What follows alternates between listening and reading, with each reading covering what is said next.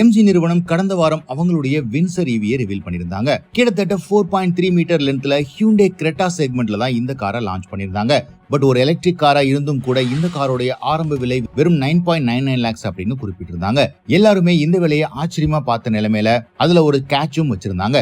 அதுதான் battery as a service அப்படிங்கிற program. நீங்க பே பண்ற இந்த அப்ஃப்ரண்ட் காஸ்ட், அதாவது 9.99 lakhs வெறும் இந்த வெஹிக்கிளுக்கு மட்டும்தான்.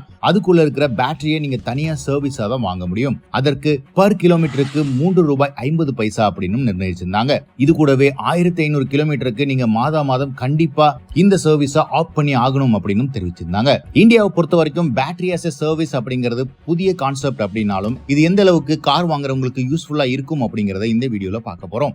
ஃபர்ஸ்ட் அண்ட் ஃபார்மோஸ்ட் எம்ஜி வின்சரை லான்ச் பண்ணும்போது அவங்க 9.99 lakhs அப்படின்னு என்ட்ரி லெவல் காருக்கு பிரைஸ் ரிவீல் பண்ணிட்டு டாப் அண்ட் ஃபீச்சர்ஸ் மற்றும் வேரியன்ட்ஸை காமிக்கிறது மார்க்கெட்டிங் ஜிமிக் அப்படின்னு தான் சொல்லணும். எந்த வேரியன்ட்டை நீங்க மார்க்கெட்டிங் பண்றீங்களோ அந்த வேரியன்ட்டுக்கான ஃபீச்சர்ஸை மட்டுமே காமிக்காம டாப் அண்ட் ஃபீச்சர்ஸை காமிச்சிட்டு அந்த பிரைசிங்கை இன்னுமே ரிவீல் பண்ணாம புக்கிங்கை ஸ்டார்ட் பண்ணிருக்கிறது கஸ்டமர்ஸை அட்ராக்ட் பண்றதுக்கு மட்டுமே ஏற்படுத்தியிருக்கிற நடவடிக்கை. மேலும் இன்னைக்கு தேதியில இந்த பேட்டரி as a சர்வீஸ் ப்ரோக்ராம எம்ஜி ZS EV மற்றும் எம்ஜியோட என்ட்ரி லெவல் எலக்ட்ரிக் காரான கோமட் டிவிக்கும் லான்ச் பண்ணிருக்காங்க.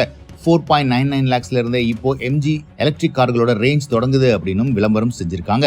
சரி, இந்த பேட்டரி as a சர்வீஸ் கான்செப்ட நமக்கு ஏற்படுற காமனான கேள்விகளும் அதற்கு எந்த அளவுக்கு அவங்க இதுவரைக்கும் விடையளிச்சிருக்காங்க அப்படிங்கறத பொறுத்து இந்த விஷயத்தை பத்தி நம்ம தெரிஞ்சுக்கலாம். ஃபர்ஸ்ட் அண்ட் ஃபார்மோஸ்ட் இந்த பேட்டரி as a சர்வீஸ் கான்செப்ட்ல நீங்க பேட்டரிக்கு ரெண்டல் பே பண்றது மட்டும் இல்லாம கூடவே சார்ஜிங்க்கு நீங்க தனியா செலவு பண்ண வேண்டியிருக்கும். சோ பேட்டரிக்கு தனி மந்த்லி ரெண்டல், நீங்க யூஸ் பண்றதுக்கு தகுந்த மாதிரி எலக்ட்ரிசிட்டி சார்ஜ் நீங்க தனியா பே பண்ண வேண்டியிருக்கும். சரி, இந்த பேட்டரி as a சர்வீஸ் ப்ரோக்ராமை யார் கொடுக்கறா அப்படின்னு பாத்தீங்கன்னா எம்ஜி நிறுவனத்தோட 4 ஃபைனான்சியல் கம்பெனிஸ் டைப் போட்டிருக்காங்க. Bajaj finance, Hero FinCorp, Ecofy and Autovert, Vidyut tech அப்படிங்கிற 4 ஃபைனான்ஸ் கம்பெனி எம்ஜியோட டைப் போட்டு இந்த பேட்டரிக்கு மட்டுமே தனியா இஎம்ஐ மாதிரி கலெக்ட் பண்றாங்க. மாதம் குறைந்தபட்சம் 1500 கிலோமீட்டருக்காவது நீங்க ரீசார்ஜ் பண்ணி ஆகணும். பர் கிலோமீட்டருக்கு ₹3.50 சார்ஜ் பண்றாங்க குறைந்தபட்சம். கிட்டத்தட்ட ₹5750 நீங்க பே பண்ண வேண்டியிருக்கும் இந்த வின்சர் ஈவியை பொறுத்த வரைக்கும். உங்களுடைய காரோட இஎம்ஐ தவிர இந்த ₹5250 மாதம் பே பண்ண வேண்டியிருக்கும். சரி, எவ்வளவு காலத்துக்கு இந்த அமௌண்ட்டை நீங்க பே பண்ண வேண்டியிருக்கும் அப்படின்னா பேட்டரியோட காஸ்ட் அவங்க ரெக்கவர் பண்ற வரைக்கும் பே பண்ண வேண்டியிருக்கும் அப்படின்னு தெரிவிச்சிருக்காங்க.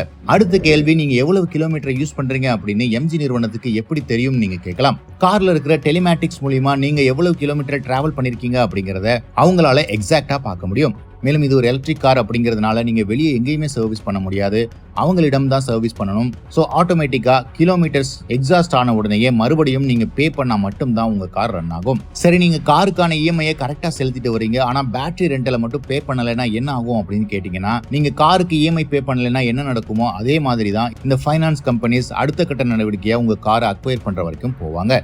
இந்த பேட்டரி as a சர்வீஸ் ப்ரோக்ராமை இன் பிட்வீன்ல நீங்க ஸ்டாப் பண்ண முடியுமா அப்படின்னு கேட்டீங்கன்னா, நீங்க இது வரைக்கும் எவ்வளவு அமௌண்ட் மாதம் பே பண்ணிருக்கீங்களோ ரிமைனிங் ஒரிஜினல் பேட்டரி காஸ்ட் எவ்வளவோ அது ரெண்டுத்துலயும் இருக்கிற வித்தியாசத்தை நீங்க பே பண்ணிட்டு ஃபுல்லாவே அந்த பேட்டரியை நீங்க ஓன் பண்ண முடியும். இந்த பேட்டரி as a சர்வீஸ் மூலமா நீங்க வாங்கின காரை ரிட்டர்ன் பண்ண முடியுமா அப்படின்னு கேட்டீங்கன்னா, எம்ஜி நிறுவனம் அதற்கு 3 ஆண்டுகள் வரைக்கும் பைபேக் பண்ணுவோம் அப்படின்னு சொல்லியிருக்காங்க. 60% வேல்யூக்கு அவங்க எடுத்துப்பாங்க அப்படின்னு எம்ஜி நிறுவனம் அவங்க எம்ஜி ஷீல்டு பிளான் மூலமா தெரிவிச்சிருக்காங்க. ஓவராலா பேட்டரியில ஏதாவது பிரச்சனை ஸ்டாப் ஆனிச்சு அப்படின்னா எம்ஜி நிறுவனம் இந்த காருக்கு லைஃப் டைம் பேட்டரி வாரண்டி கொடுக்குறாங்க. ஸோ பேட்டரியோட பெர்ஃபார்மன்ஸ் மற்றும் பேட்டரி ஃபெயில் ஆனதுன்னா என்ன ஆகும் அப்படிங்கிறத பத்தி நீங்க கவலைப்பட தேவையில்லை.